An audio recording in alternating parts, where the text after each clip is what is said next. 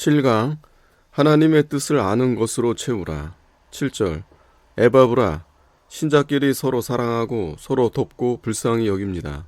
에바브라를 바울이 사랑하고 그는 바울을 사랑하고 또 교인들을 사랑하고 교인들은 이들을 사랑했습니다. 이들은 서로를 알아주고 있습니다. 지금은 신자가 서로 허는 때입니다. 마태복음 24장 11절에 거짓 선지자가 많이 일어나 미혹하며 사랑이 다 식겠는데 이때 끝까지 견디는 자는 구원을 얻으리라고 했습니다. 이 구원은 천국 가는 것이 아니고 구원을 이루어 나가는 것을 가리킵니다. 내가 나를 잘 이겨서 마귀의 종노릇 하는 일이 점점 줄어들어야 할 것입니다. 말로만 잘 믿고 말로만 구원을 이루어 나가면 무엇 하겠는가? 실제로 잘 참고 잘 견뎌 나가는 사람이 이 일을 할 것입니다. 교회는 진리 보호처요, 그 일은 일꾼이 하고 또 교인이 해 나가는 것입니다. 어둠한 주석에 이단을 가장 잘 막아내는 것은 진리를 적극적으로 주장하는 것이다. 구체적으로 진리를 확인하는 것이 이단을 막아내는 가장 좋은 방법이다 라고 했습니다. 서로 사랑하고 불쌍히 여기고 도와주는 마음을 갖고 말을 하고 행하자. 말 잘하고 성경 잘 알고 성경 잘 가르치는 것으로는 하나님의 일을 못합니다. 하나님 말씀을 믿고 행하여 사람을 살리는 자가 되어야 됩니다. 이것이 성경을 확인하는 것입니다. 남을 위하고 남을 사랑하는 데 힘을 써서 살려 나가자. 9절 너희를 위하여 기도하기를 그치지 아니하고 바울은 떠나 있으나 편지할 때 마음이 그 교인에게 다가고 사랑해서 어떻게 하든지 도와주어 구원을 이루게 하여 신자다운 신자를 만들려고 하는 것입니다. 같이 못 있으나 기도로 도와주는 것입니다. 하나님이 그들의 기도도 들으시나 바울의 기도로 그들에게 미치는 은혜가 큰 것입니다. 바울의 기도로 인해 하나님이 그들에게 은혜를 베풀어 주십니다. 기도하는 바울의 마음이 기쁘고 좋았습니다. 신령한 지혜와 총명에 신령은 물질과는 상관없습니다. 형상이 없는 신령한 지혜와 총명입니다. 이는 사람도 물질이니 사람에게서 나오는 것이 아닙니다. 영체에서 하나님의 본체에서 나오는 것입니다. 신령한 지혜는 하나님께로부터 나옵니다. 지혜의 근본과 근원은 하나님이십니다. 물지와 영지는 다 하나님께로부터 나옵니다. 무엇을 보고 지혜와 총명을 받을까? 성경에서 나옵니다. 성경을 가지고 성령이 쓰시는 것입니다. 물질의 지혜의 지식은 하나님이 만들어 놓으신 것입니다. 신령한 지혜와 총명은 성경 말씀에서 얻습니다. 이 성경에서 얻어내는 지혜 총명은 세상의 지혜 총명이 못당합니다. 이 지혜를 가질 자는 성경을 실행하는 자입니다. 행해서 자기가 지혜와 총명이 됩니다. 말로만 성경을 안다고 하는 것은 미련한 자입니다. 성경에 마음을 두고 볼 때, 은혜가 될 때, 실행할 때 지혜와 총명이 나옵니다. 성경에서 하나님을 찾아내는 것입니다. 성경 보지 않는 사람은 숨쉬지 않고 태양빛을 보지 않고 살려고 하는 자입니다. 성경을 볼 때 생명이 되는 줄 알라. 하나님을 찾고 행실을 바로 잡는 것입니다. 마음을 예사로 있으며 산심을 갖고 보면 옳지 않습니다.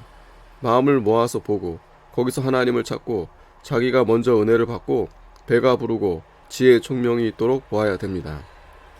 물질에 대한 지혜 총명도 하나님이 내시고 이것을 갖고 살아가도록 했습니다. 육신이 써먹고 삽니다. 간접적으로 신령한 일에 도움이 됩니다. 세상 지혜 총명이 있는 자가 신령한 일 하는데 좀 낫습니다. 그러나 이 세상 지혜와 지식을 신령한 지혜와 지식보다 앞세우니 틀렸습니다. 덕이 없는 지혜, 신덕 없는 지혜는 실체가 없는 그림자와 같습니다. 세상도 교회도 다 외모만 보고 그 본체는 무시합니다. 지식 중심입니다.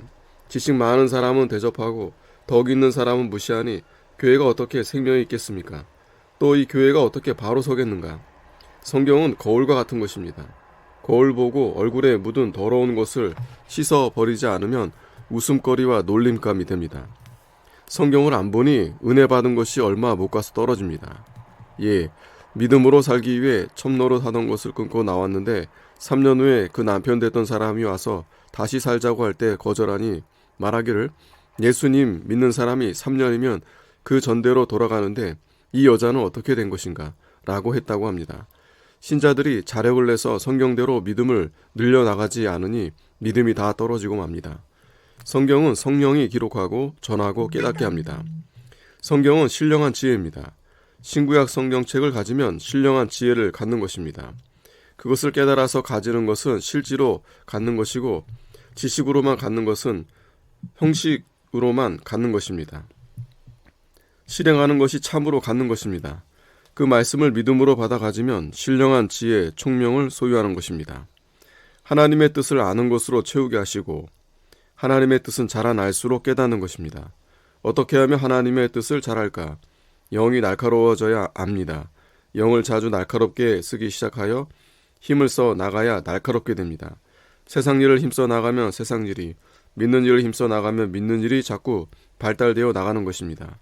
뇌수는 세상 것을 자꾸 연구하고 써 나가면 발달되어 나갑니다. 양심을 써야 신령한 것을 알게 되고 하나님 뜻을 알게 됩니다. 신령한 도리가 올 때 양심을 쓰면 하나님 말씀을 받게 되고 양심이 커집니다.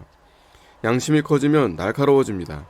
하나님 말씀 들을 때 믿어지면 양심이 커지고 영이 자라고 날카로워지는 것입니다. 하나님 말씀 받을수록 영이 날카로워져서 영이 지혜와 총명 있게 되어 갑니다. 사람은 길러야 씁니다. 자라지 못하는 영은 어린아이입니다. 그것은 해받는 구원을 얻게 됩니다. 양심을 쓰며 크게 자라납니다. 크게 만들어야 큰 짐을 집니다. 예, 황소보다 송아지가 더 큰 짐을 질 수 없다. 자기를 기르지는 않고 큰 일을 하고 큰 짐을 지고 천국에서 큰 상을 받겠다는 것은 안 될 일입니다. 어른 노릇하려면 길러 나가야 됩니다. 양심을 써서 분별력과 판단력을 길러 나가야 될 것입니다. 향상과 전진은 자주 계속해서 노력하는 가운데 되어지는 것입니다. 내가 10년 전에 경남에 갔을 때보다 지금은 많이 전진했습니다. 그때는 어린아이였습니다. 양심을 자주 써 나가지 못하면 옳은 길에 서 나가지 못합니다. 신령한 지혜와 총명을 주신 것은 그것을 써서 영을 자라게 하라고 주신 것입니다. 믿는 일에 골똘한 사람은 지혜와 총명이 자꾸 늘어나갑니다. 양심을 날카롭게 써서 일을 해나가면 세상 일도 잘 해나갑니다. 자꾸 분투 노력하여 썩어질 일을 행치 말고 믿는 일을 자꾸 해나가야 됩니다.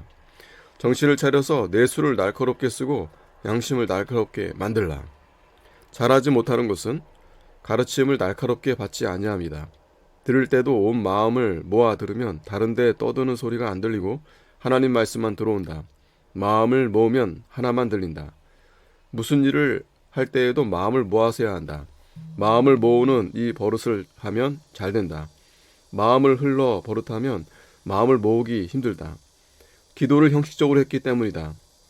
예, 조간자가 여러 자녀들을 가르치고 몇 년 후에 그 가르친 것을 물으니 첩의 아들인 무율이 전에 아버지의 교훈한 것을 다 말하므로 태자의 위를 무율에게 주었다. 아멘.